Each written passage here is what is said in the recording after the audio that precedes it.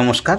আজ আলোচনা করব ঘুমন্ত অবস্থায় আমরা যদি মহাদেবের পুজো দিতে দেখি তাহলে আমাদের জীবনে কি পরিবর্তন হতে পারে। দেখুন, ঘুমন্ত অবস্থায় আমরা অনেক রকম স্বপ্ন দেখে থাকি এবং প্রতিটা স্বপ্ন আমাদের জীবনে কিছু না কিছু বার্তা প্রেরণ করে থাকে।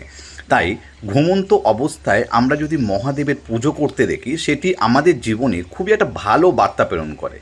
মহাদেবের স্বপ্ন দেখলে আমাদের জীবনে যে অশুভ শক্তির একটি প্রভাব থাকে সেই অশুভ শক্তি থেকে আপনি মুক্ত পাবেন, বা দীর্ঘদিন ধরে আপনার জীবনে যদি কোনো সমস্যার সৃষ্টি হয়ে থাকে সেই সমস্যার থেকে মুক্তি পাওয়ারও একটি ইঙ্গিত দেয়, বা আপনার জীবনে যদি কোনো রকম আর্থিক সমস্যাও থেকে থাকে সেই সমস্যাও আপনার জীবন থেকে দূর হতে পারে।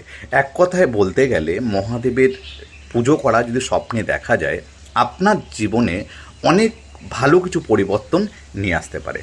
আবার দেখা হবে, ততক্ষণ ভালো থাকবেন, সুস্থ থাকবেন। রাধে রাধে।